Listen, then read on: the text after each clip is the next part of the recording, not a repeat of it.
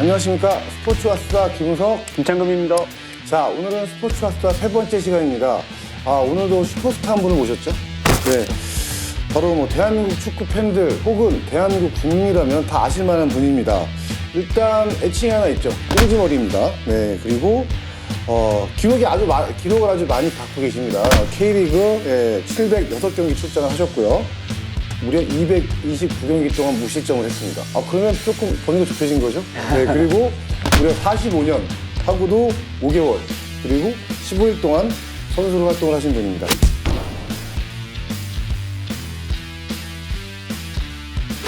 대한축구협회 부회장이자 꽁병지 TV를 운영하고 계신 김병지 선수를 소개합니다. 네, 반갑습니다. 네. 고맙습니다.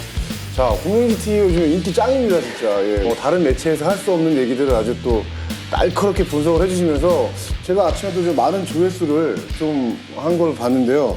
그런 어떤 그 날카로운 비판들이 아무래도 그 꽁병지 TV를 좀 이끄는 그 이유라고 할 수 있겠죠? 기본적으로 꽁비 TV의 장점은 네. 이제 긴 시간 또 선생을 하면 다양한 경험들이 있잖아요. 네, 그렇죠. 이 경험들을 팬들에게 얘기해 주는 것, 좀 더 비평이나 비판이나 네. 확실하게 또 짚고 넘어갈 수 있는 장점들이 있다. 이게 저희들 꽁비 TV의 장점입니다. 네. 그 선수 시절에 그 골대 앞에서 계실 때 그 주로 좀 어떤 생각을 하는지. 일단 골키퍼 하면 다들 생각하실 때 뭐 그냥 놀고 먹는다. 야, 뭐 샤워는 하냐. 아시다시피 저 드리블 하면서 좀 많이 뛰었잖아요. 그렇죠. 땀도 많이 흘려요. 그런데 실제로 골키퍼가 제일 잘해야 되는 건 뭐냐면 막는 거는 기본이고 게임의 흐름을 파악을 빨리 해야 된다. 흐름에 따라 가지고 이제 미드필더 내지는 디펜스 라인 있잖아요. 이 선수들을 제가 가지고 놀아야 돼요. 그렇죠. 어떻게? 상대가 잘하는 플레이를 못하게 막는 거예요. 미리 준비를 해서 볼이 나에게 오지 않게 만드는 게 제일 머릿속에 있는 거예요. 네. 그래서 저는 이걸 많이 일단 수비수들이 볼하고 상대 공격수를 잡다 보면 나의 위치를 때로는 약간 놓치는 경우 있어요. 그럴 때 뒤에서 위치 조정을 해줘야만 이 선수들이 실수할 수 있는 거 있잖아요. 이런 것들을 정리가 되는 거예요. 그 다음에 생각이 단순해져요. 이 수비수가 생각이 많으면 막을 게 많아지잖아요. 방어할 게 많아지잖아요. 이럴 때 실수가 많이 나옵니다. 이제 그런 것들을 미리 지시를 해서 대응할 수 있게끔 뭐 얘기하는데 근데 뭐 예를 들어서 앞에 뭐 국가대표 하면 김민재라 치자. 네. 민재야 간다 안 들려요. 민재야 갈마 해야 들리니까 보시기에 야단 치는 것처럼 보이는 거죠. 약간 야전사령관이네요. 그러니까. 잘할 때 잘한다. 네. 힘내라. 네. 그 다음에 70분 이후부터 체력적으로 떨어졌을 때 있잖아요. 그때부터 이제 멘탈 게임이잖아요. 파이팅. 집중 안 하면 실수가 나오는데 그때 또 깨어 있게끔 만들어줘야 되고 골키퍼 역할이 바로 그런 겁니다. 볼을 몰고 네. 뛰어나가시는. 네. 사실 그 전까지는 저희가 이제 그때까지만 해도 뭐 대한민국 분들이라면 축구는 다 보셨잖아요. 네. 그런 장면이 없었는데 그런 장면을 만드셨잖아요. 도대체 어떤 생각에서 그런 플레이를 하게 되셨는지. 아니 공격수가 달려오는데 네. 빼들려고 오는 거잖아요. 일단 옆으로 치면 제가 그 빨라요. 또 볼은 네. 볼은 또 내가 지배를 하고 있고 네네네. 채치면 되는 거잖아. 예. 일단 그렇죠. 그 생각을 가졌던 거죠. 사실 이게 저를 좀 망하게 했죠. 결국 이제 2002년 때 그 히딩크 감독한테 낙점받지 못했었는데요. 네. 그때 좀 아쉬움이나 이런 좀 회한도 좀 있을 것 같습니다. 그때 홍콩에서 했던 칼스버그 예, 그잖아요. 기억납니다. 예. 그때 제가 드리블하고 이제 해서 킥 실수하고 뺏기고 다시 제가 뺏어서 주고 이제 들어갔었는데 그때 당시 히딩크 감독님이 박한서 감독 옆에 앉아 계실 때니까 물어봤대요. 저 김명지 저 왜 저러냐고. 그랬을 때 박항서 감독님이 그 답변이 재밌었어요. 어째 가끔씩 저런다고. 예, 그랬다고 말씀하시더라고요. 이제 그러면서 이제 히딩 감독님하고 약간 이제 관계 설정이 좀 안 됐죠. 감독님이 한국말 할 줄 알았더라면 가서 죄송합니다 하고 좀 풀었을 텐데 대화라는 게 늘 통역을 통해서 하고 그 다음에 또 제가 그때 당시에 또 그래도 이제 뭐 K리그에서는 돌아갈 팀도 있었고 또 스타 플레이였었으니까 제가 좀 자만을 했던 것도 없지 않아 있었어요. 그러면서 이제 제가 감독님한테 다가가면서 죄송한 마음 등등등 이런 것들을 좀 맞췄어야 되는데 그러지 못했다는 것도 하나의 원인이었던 것 인정합니다. 팀과의 역학 관계도 좀 있었네요. 아, 그렇죠. 그런 것도 좀 있었네요. 네. 뭐 K리그 잘하고 나면 또 뽑아주고 아니면 또 안 뽑혔다가 또 잘하면 뽑았다가 이게 감독님과 저하고의 어떤 그런 밀당이 있잖아요. 이게 2002년 1월 달까지도 계속되어 왔었어요. 그런 어떤 소통의 문제도 약간은 좀 있긴 있는 거네요. 네. 그거 근데 쉽게 감독님도 나빴어요. 네. 마지막 3, 4전 기회를 줬으면 좋았을 텐데. 근데 감독님 스타일이 있더라고요. 저는 몰랐는데 그때까지는. 이후에 이제 호주 감독하시고 러시아 감독하시고 등등 하셨잖아요. 갈 때마다 그 팀 에이스들을 잡아요. 어떻게? 분위기를 만드시는구나. 분위기를 만들기 위해서. 러시아 같은 거 아르샤빈 그래서 아르샤빈 날라갔죠. 그때 아르샤빈이 상당히 잘할 때였었어요. 감독님만의 그 팀을 만드는 그 노하우가 있으셨던 거예요. 감독님 매년 오시면 저를 꼭 만나고 가세요. 골프도 하시고. 저는 얘기했었어요. 밉다고. 근데 존경한다고. 그러면서 옛날 얘기를 또 이렇게 하시면서 그때 그랬다고 이렇게 하시면서 이제는 웃으면서 대화를 하실 수 있으니까 그런 플레이를 하시게 된 뭐 롤모델을 갖거나 어떤 선수를 보고 영향을 받으신 건가요? 아니면 그냥 스스로 나한테는 그런 능력이 있기 때문에 이걸 해봐야겠다라고 하신 건가요? 1990년 후반에 보면 저와 비슷한 유형의 골키퍼들이 세계적으로 조금은 트렌드를 만들어가는 유행을 만들어가는 그런 골키퍼들이 있었어요. 예를 들자면 프리킥을 잘 찼던 칠라베르트가 있고 이기타가 골키퍼가 사실 저하고 좀 비슷했죠. 막 드리블하고 나가고 뭐 이상하게 맞고 잡을 수 있는 것도 뭐 정갈킥에서 맞고 이 상상도 할 수 없는 그런 퍼포먼스를 가지고 있는 골키퍼가 약간 그 당시에 대세였대요. 저도 할 수 있다. 왜? 빠르니까, 공 잘 차니까, 자신 있으니까. 그럼 뭐 칠라베르트, 이기타, 현야 같은 트렌드를 만드신 겁니까? 공정하신 겁니까? 지금 보면 네. 그런 골키퍼들 유형이 좀 필요한 때잖아요. 네. 20년을 앞서갔다. 아니 그 당시에 예를 들면 진짜 꽁지머리를 하시거나 약간 염색을 하시거나 네. 그리고 또 지금 그 프로 플레이를 했던 게 사실은 뭐 지금 생각하는 그 지금 회자되는 스포츠 마케팅에서는 상당히 그 한 요소로서 되게 중요한 것들이거든요. 그때 당시에 뭐 이런 말씀 드리면 그렇지만 팀에 들어가면 연세대, 고려대 나왔던 또 내년 국가대표 했던 선배님 다 지키고 있었어요. 실력적으로만 이겨내기가 참 힘든 시기였고 실력 플러스 또 뭔가가 있어야만 팬들에게 어필할 수 있는 건데 이게 뭘까 이제 고민을 했던 거죠. 그 당시만 해도 스포츠단에서 팬 서비스보다는 네. 운영하는 데 중점을 뒀던 때 아닙니까? 염색했으면 큰일 났죠. 염색했으면 어떤 정도였냐면 그때 당시에 이제 비행 청소년 바라바라바라밤 해가지고 그렇죠. 이렇게 바라바라바라밤, 네, 예, 그렇죠. 이런 친구들로 다 생각했었는데 네. 혹시라도 경기력이 못 따라간다 그러면 왜 그런 말 쉽게 완전히, 하잖아요. 야, 저 새끼 저 머리나 신경 쓰지 저거 축구도 못하는 게 저는 승부수를 띄웠고 이후에 이제 좋아졌는데 나중에는 또 이제 염색하는 친구들이 많이 나왔잖아요. 지금은 이제 다 염색하는 친구들 많이 있어요. 제가 볼 땐 미용업계에서 오히려 더 감사해야 되지 않을까. 근데 어쨌든 선수 시절에 그 공을 많이 막았을 텐데 조금 까다로운 선수라던가 아니면 그 슈팅이 좀 상당히 강력해가지고 좀 이렇게 기억에 남는 선수들이 좀 있나요? 일단 해외 선수에서는 베르캄프 일단 만났으니까. 베르캄프, 네덜란드. 네, 그때 당시에 또 우리가 또 당했잖아요. 네, 그렇죠. 기억에 남고 그때 당시에는 워낙 또 잘했던 선수이기도 하고. 그다음에 K리그에서는 저한테 득점을 제일 많이 했던 친구가 아마 이동국일 거예요. 뭐 최영수는 좀 쉬웠고. 네. 그러니까 쉽고 어려움의 개념이 네. 볼에 대한 예측인가요? 아니면은 뭐 볼의 스피드인가요? 어떤 건가요? 움직임이나 이런 게 좀 읽히는 친구들은 좀 편했고요. 네, 그렇지 않은 친구들은 좀 어려웠고 또 반대로 막고 있는 팀이 좀 강한 팀이 있잖아요. 네네. 그 팀들은 아무래도 우리보다 전력이 좋으면 공격적으로 좀 많이 하잖아요. 그런 팀에 있는 공격수는 골을 넣을 수 있는 찬스가 많으니까 좀 더 이제 저희들하고 맞닥뜨리는 게 많으니까 이제 득점할 수 있는 기회가 많은 거죠. 베르캄프로 좀 특정하신 게 이유가 있으신 건가요, 그러면? 보통 보면 뭐 크고 힘 있고 그러면 좀 우리가 속된 말로 좀 무식해 보이잖아요. 그런 플레이를 안 했던 거예요. 그 당시에도 그래도 좀 뛰어난 공격수들이 많을 때잖아요, 사실은. 마라도나랑 게임을 했었고요. 조지웨아. 그 친구는 지금 대통령 되어 있는데 저 유튜버입니다. 예, 그다음에 로베르토 바지오. 맞아. 이탈리아. 네. 그다음에 뭐 히바우두. 파우드. 그다음에 브라질 또 둥가. 야, 뭐 이런 스타 뛰었네요, 지금. 예. 요즘에 이제 그 스포츠인 예전에 이제 인기를 많이 누렸던 분들이 이제 스포테이너로 많이 나와서 활동을 하시잖아요. 네. 이런 부분들에 대해서 좀 어떻게 생각을 하시고 어떤 것들이 약간 좀 희망적인 부분이 있다면 좀 어떤 평가를 하시는지. 스포츠 선진국 보면 뭐 미국이나 유럽이나 등등등 보면 예를 들어서 스포츠 브랜드가 나와요.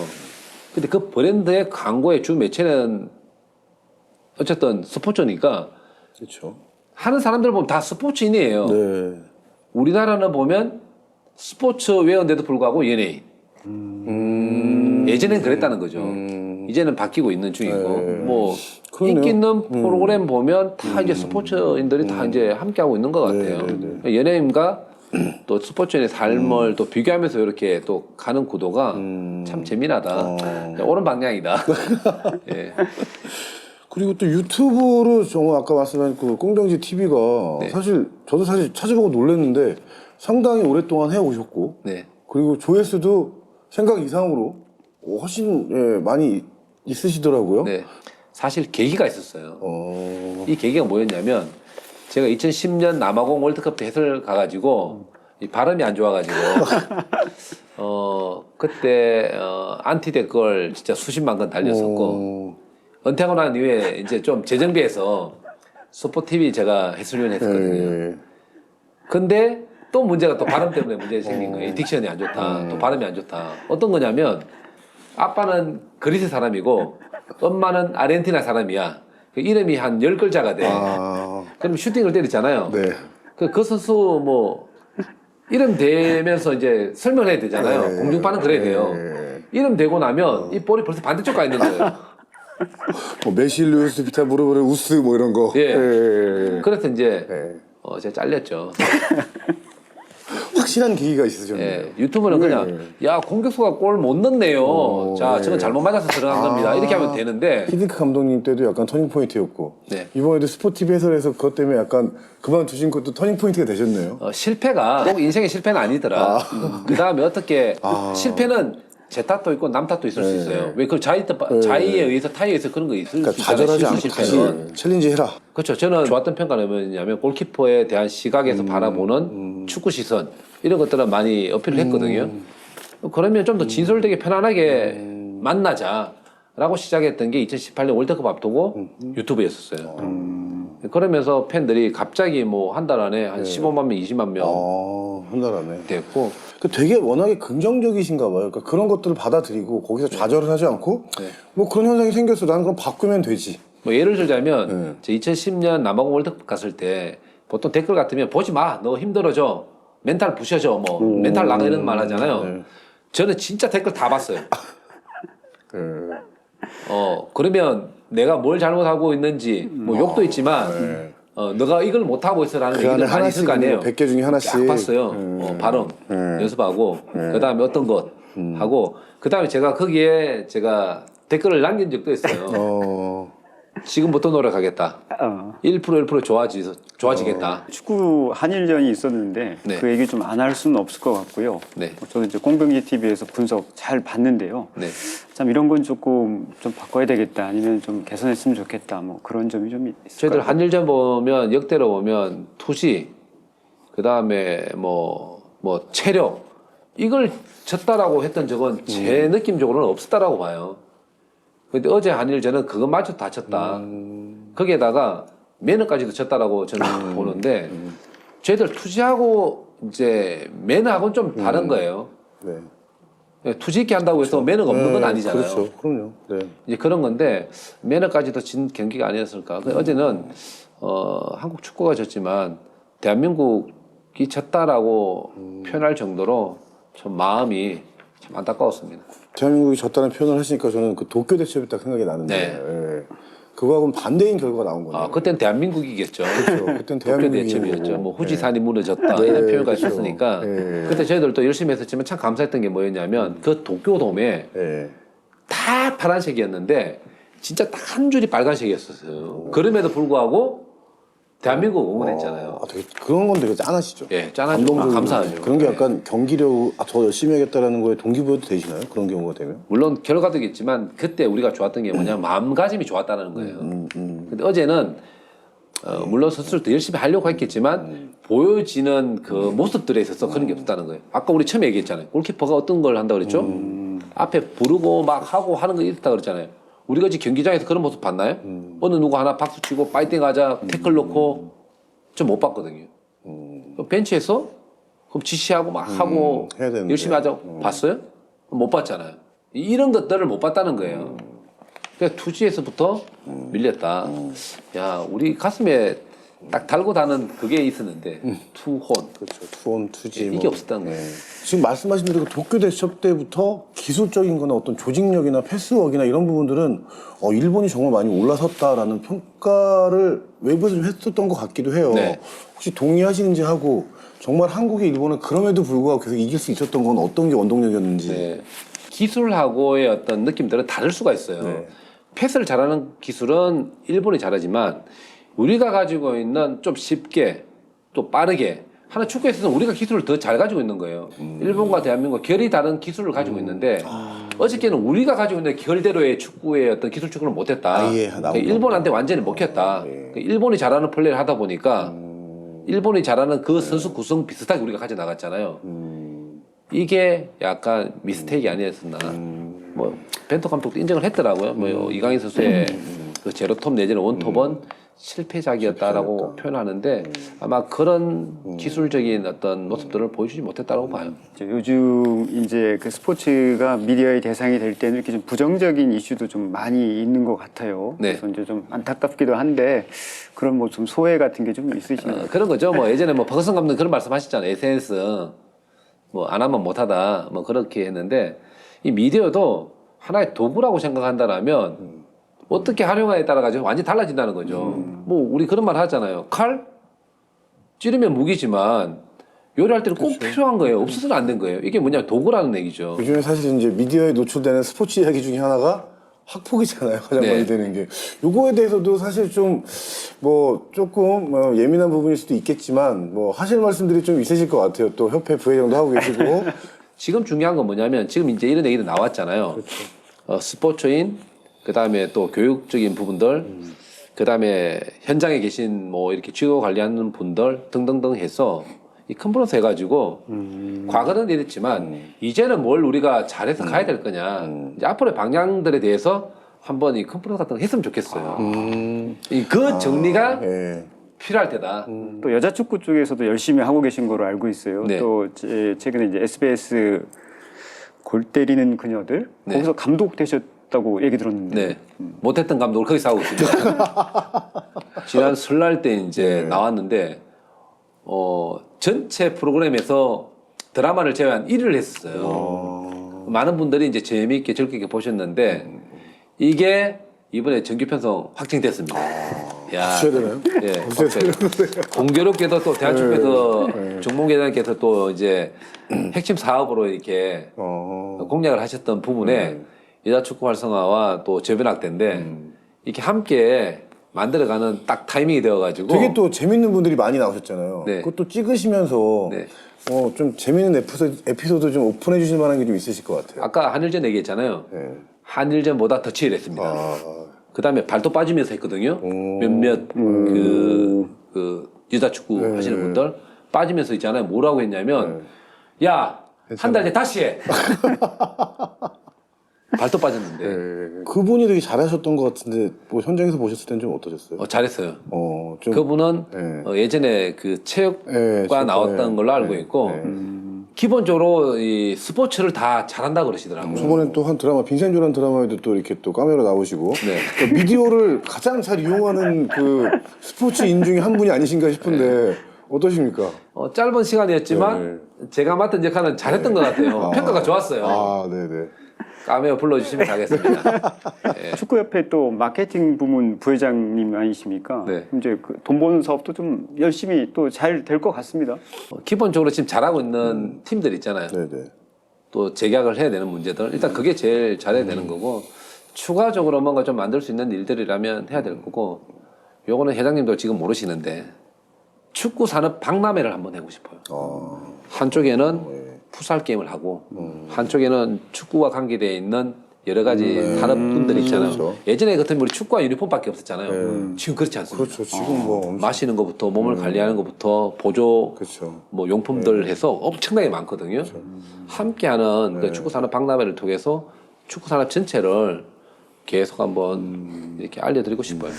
네, 오늘 저는 좀 느낀 게 좀 많은데요. 아, 그러십니까? 네네. 그 김병지 지금 부회장님이시지만 역시 한국 축구의 자산이고 보배다 이런 생각이 많이 들고 이런 그 스포츠의 자산들을 우리가 좀 더 잘 활용하고 또 존중해야 되지 않나 이런 느낌을 좀 많이 받았습니다. 아, 네. 자, 이상 스포츠 왔습니다. 김창금, 김우석. 김병지였습니다. 네, 감사합니다.